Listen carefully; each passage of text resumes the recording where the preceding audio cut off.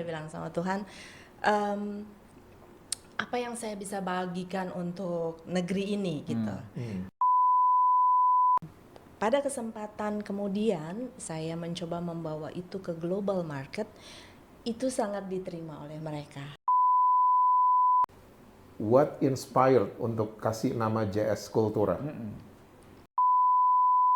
Terus bagaimana kalian tuh memilih bahan-bahan, kan tadi kan dibilang bahan-bahannya kan sebenarnya diambil dari seluruh Indonesia, maksudnya pemilihan bahannya, terus sampai teknik industrinya, terus gimana kerjasama sama pengrajin lokal, terus kerjasama gimana untuk the whole things yang materi-materi ini semua. Saya melihatnya gini, di dalam kreativitas itu nggak bisa selalu semua dari satu orang, one man show. Pasti perlu improve, perlu inspire dari yang lain gitu ya.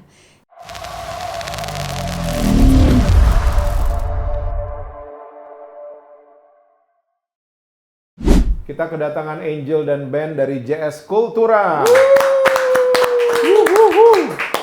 Apa kabar? Nih Apa kita kabar? yang unik nih, gue lain sendiri nih. Kalian bertiga semuanya keren. agak brownish semuanya. Iya. Iya, cuman lo yang di purple. Karena hidup ini nggak bisa selalu yang monoton. Makanya gue ngambil konsep ini karena kita lagi bicara mengenai fashion, creativity. Iya. Jadi kita nggak mau mainstream. Ya, jadi harus ada satu yang berbeda. By the way, Angel dan Ben ini ibu dan anak. Wow. Iya. Bukan Mana- bukan rumah sakit tapi in a real life. Maksudnya bukan apa? Rumah sakit. Kan ada rumah sakit ibu dan anak. Oke. Iya. mulai. Bingung. Oke. Jadi ini ibunya. Iya. Oke. Iya iyalah.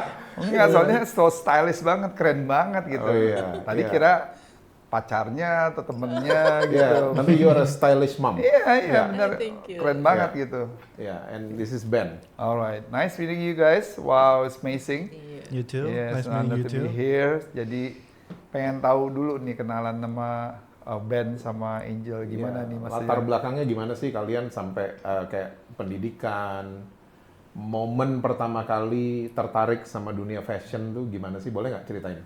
Sama mamanya dulu, Ya, mulai sama mamanya dulu, pasti mamanya dulu kan? Mamanya Itu dulu. juga yang memberikan inspirasi anaknya atau mamanya gitu. Oh iya makan ya. Kan kalau kayak gua kan gua anaknya, lo kan bapaknya. Gitu. Jadi gua gitu. As you wish. Iya, kalau saya sebetulnya pendidikan saya sebetulnya tidak ada urusannya dengan fashion. Jadi lebih ke hitung menghitung begitu. Nah, Finance, kemudian waktu saya lama tinggal di Bali, saya banyak sering lihat dengan artisan-artisan Bali. Itu yang mendorong saya awalnya mendesain tas-tas kulit. Jadi dulu saya pernah dengan partner saya yang sampai sekarang juga masih partner saya, itu kami membuat satu bisnis kecil-kecilan lah ya untuk bikin leather dari kulit asli, sampai dari domba sampai exotic skin. Wow. Jadi waktu itu juga belum pernah Jakarta belum masuk, kami sudah buat di Bali. Ini tahun berapa nih? Tahun sekitar 2000-an. Oh oke. Gitu. Bahkan kami waktu itu sudah sampai ekspor ke Singapura, terus juga ke Eropa, beberapa negara Eropa sampai ke Afrika Selatan.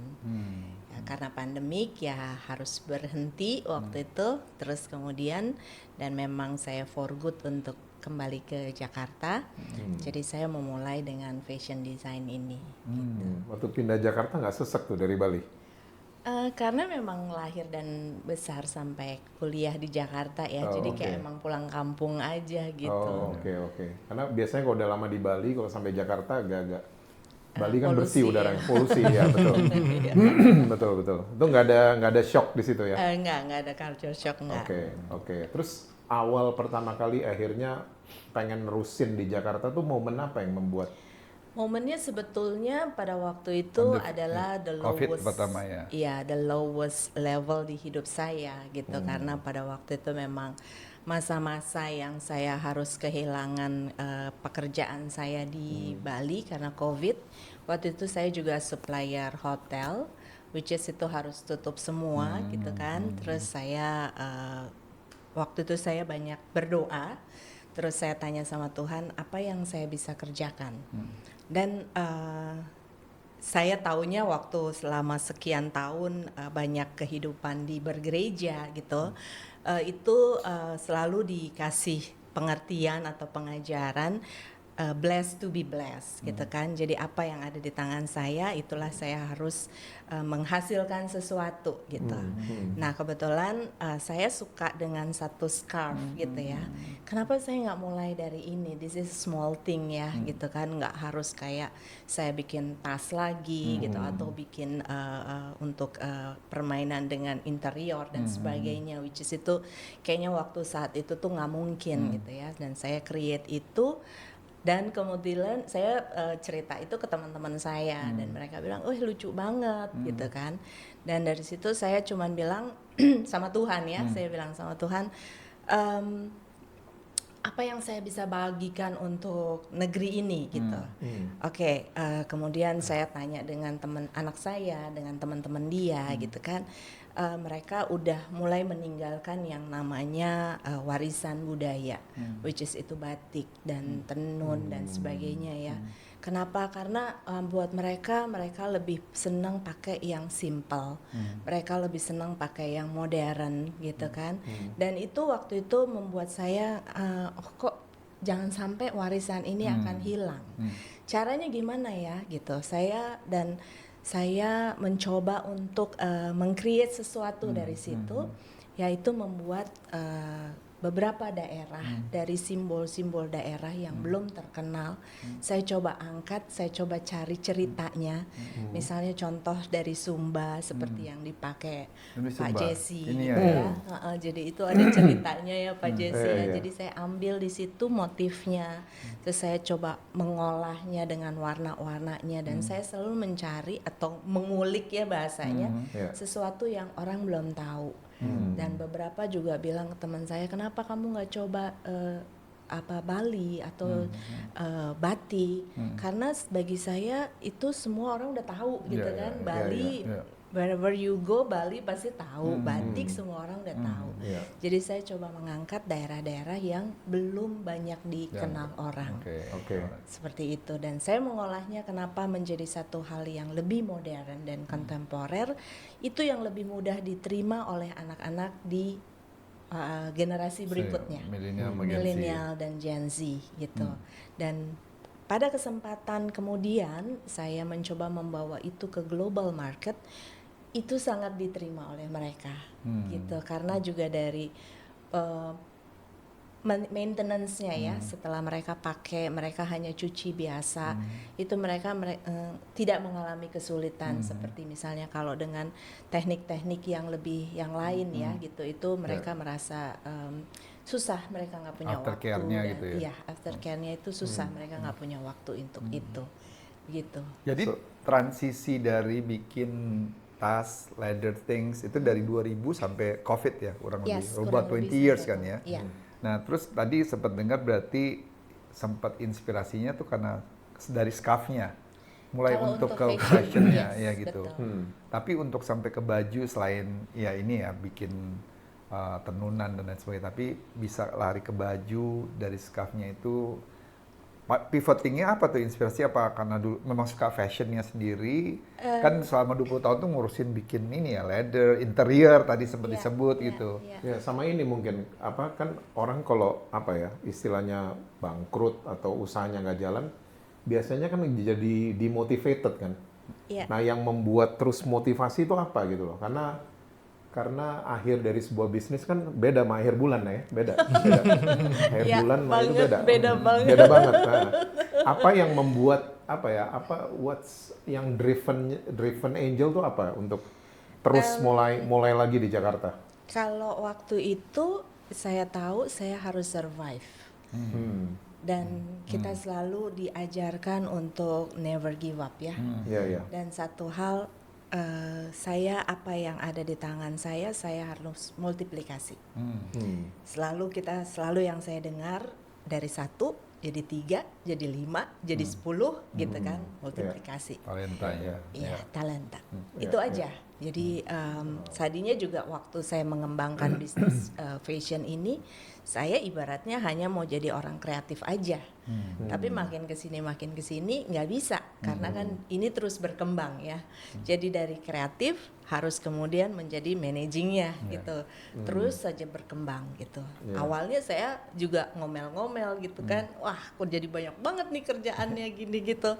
Tapi ya this is what it is gitu. Nah tadi kan Angel sempat bicara bahwa sempat diskusi sama Ben ya, sama teman-teman ya, idenya gitu ya. Nah maksudnya tadi kontribusi dari pivoting untuk ke this line of business berarti cukup kontribusi juga nih Ben. Iya, lebih ke apa ya? Lebih ke kan ini JS ini new direction of the brand, and dari kontribusi dari gue-nya lebih ke what is it that yang lagi trending atau yang lagi popular among the new generations gitu, whether it's millennial, Gen Zs or even like Gen Alphas gitu kan. And it's a lot of like she said before, kalau orang-orang Indo yang in my generation, we tend to not place a lot of importance towards like batik and stuff like that, karena dari at least dari circle gue atau enggak yang my social circles, kita tuh udah sering banget gitu pakai batik, and kita udah sering banget we see a lot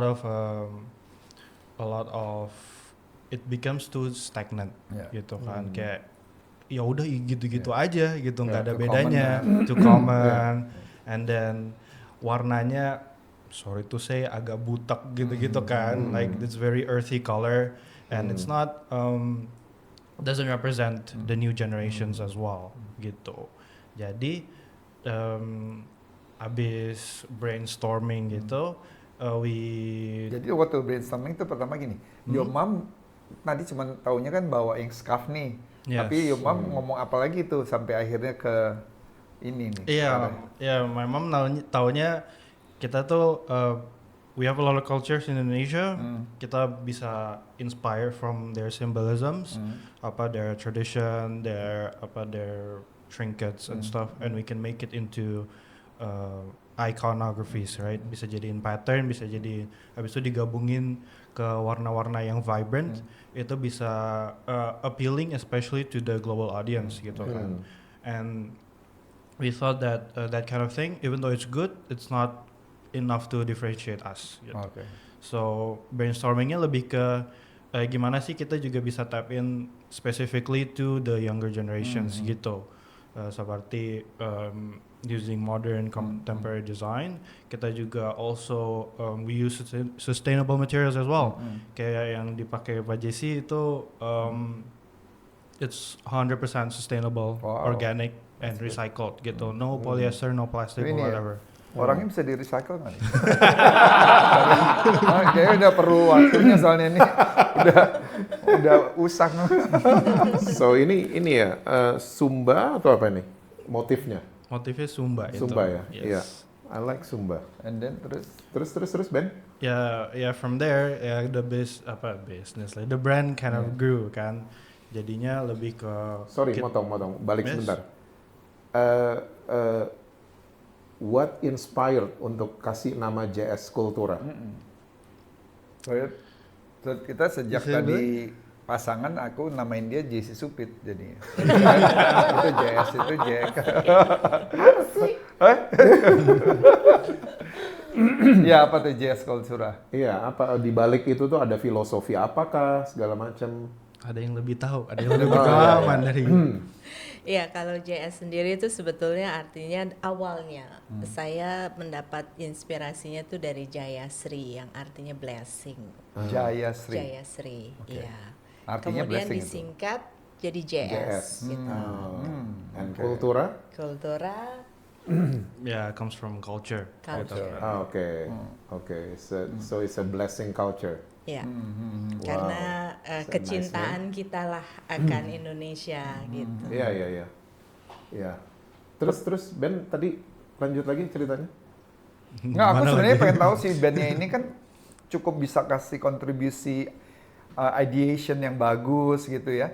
Kenapa? Maksudnya what's your background gitu? Kok bisa gitu? Ya disuruh mama, Background. dipaksa mama atau Because dia punya Kamu niru inputnya tuh mama atau gimana bagus, nih, dia hah? bisa taking all the apa ya apa yang mama sampaikan and then bisa diolah dan bisa disampaikan lagi dengan akhirnya bisa berhasil gitu. Emang awalnya disuruh sih ya. oh, ketahuan. Hah? Tapi I mean you love the fashion industry atau gimana? I don't. I mean yes. Recently, definitely, I'm very into fashion, Ya. especially yang lebih ke ya again young generation. Ya.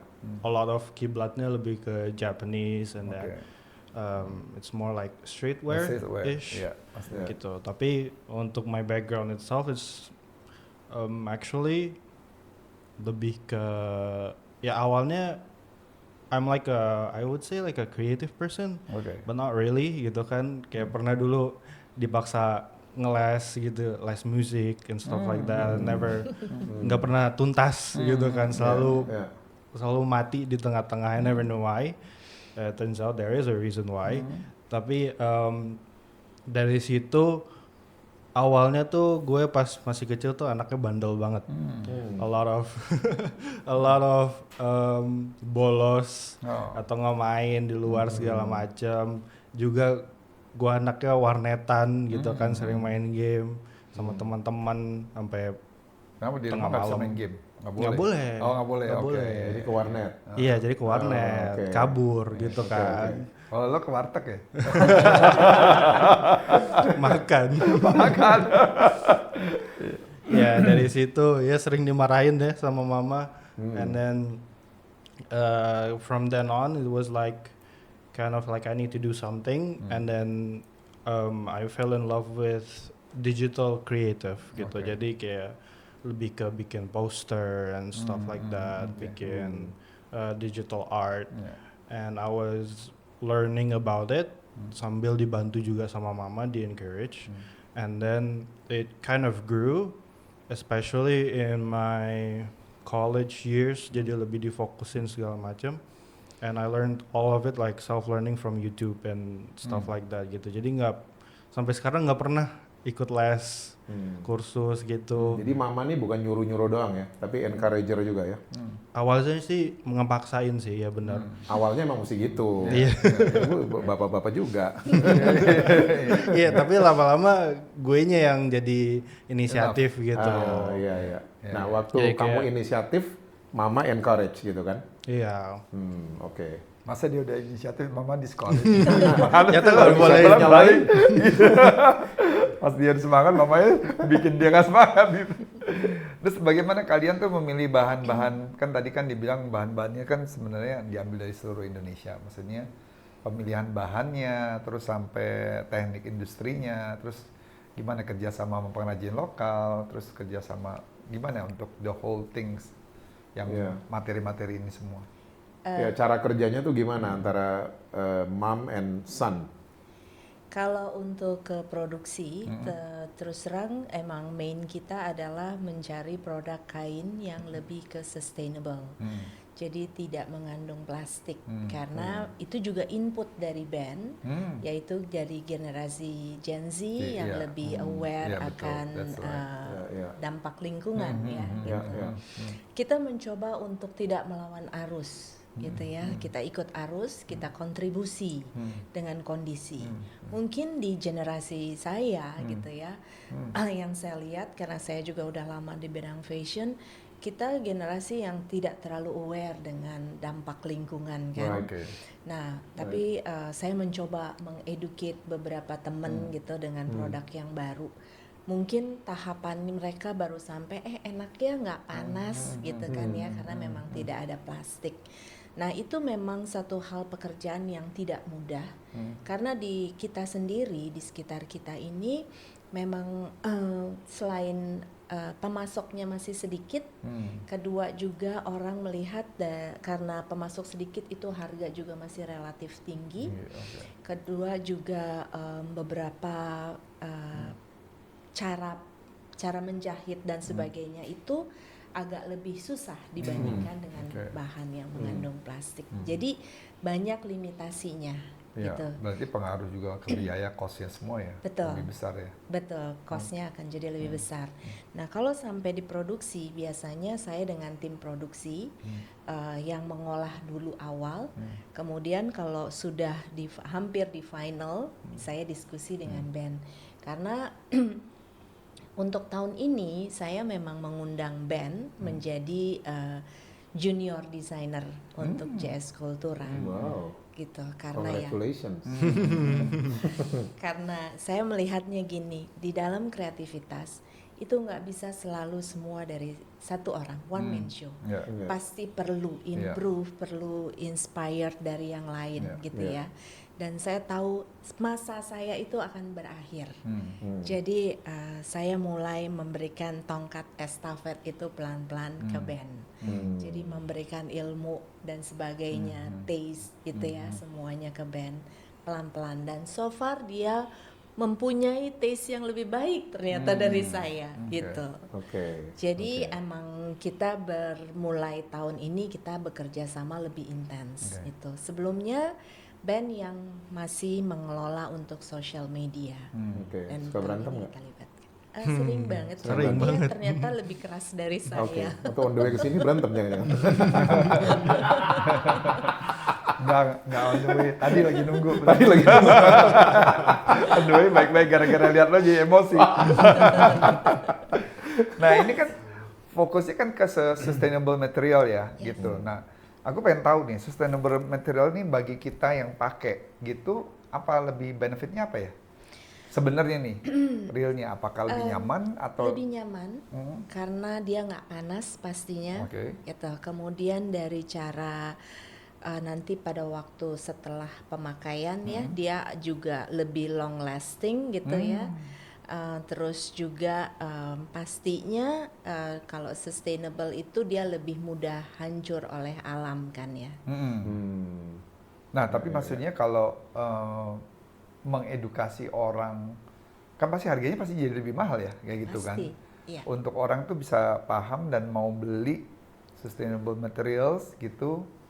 Apakah udah sampai di level itu orang bisa paham? Kalau di sekitar kita terus terang belum. Oke. Tapi kalau kayak kemarin saya pameran beberapa kali di Eropa, itu mereka langsung Iya mengerti. bisa paham ya gitu. Ya. Oke. Dan harga yang kita berikan itu jauh dari harga pasar di sana. Makanya jujur sebetulnya kalau hal ini terus kita sebagai semua desainer ataupun para pengusaha lebih sering mendengungkan ini, itu akan lebih membangun awareness pengguna fashion ya di sini itu lebih baik. That's very good sebenarnya. Iya. Itu boleh cerita nggak pameran di Eropa kemarin-kemarin tuh di negara mana aja?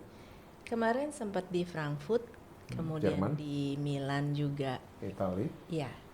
Terus saya juga beberapa, kalau yang di Dubai itu saya kemarin hanya datang sebagai visitor.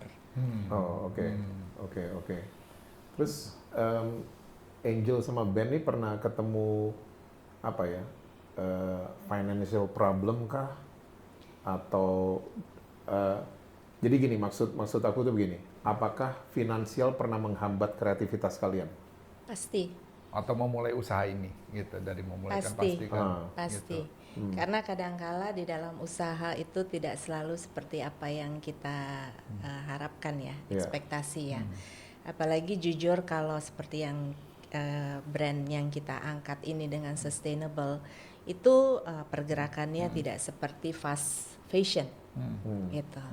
Tapi ya memang dengan semangat dan dengan goal dan dengan harapan yang kita punya untuk dan tidak menyerah, itulah yang membuat kita terus bertahan. Kadang-kadang sih udah di sini gitu ya, terus turun lagi dia, naik lagi gitu. Sini maksudnya apa? Mau tenggelam gitu? Mau tenggelam, udah mau tenggelam, napasnya udah satu-satu gitu, ada lagi gitu. Kayak film Mission Impossible itu Iya, gitu. iya. Tenggelam keluar lagi Iya, gitu deh. Makanya dia bersambung lagi.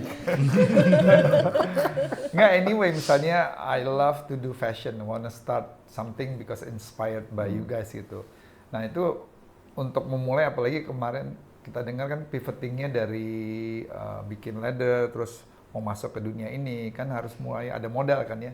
Nah itu modalnya itu you guys tuh maksudnya bisa cerita untuk bagi inspirasi ya, apakah dari personal fund atau dari crowdfunding, dari tabungan atau dari gimana gitu?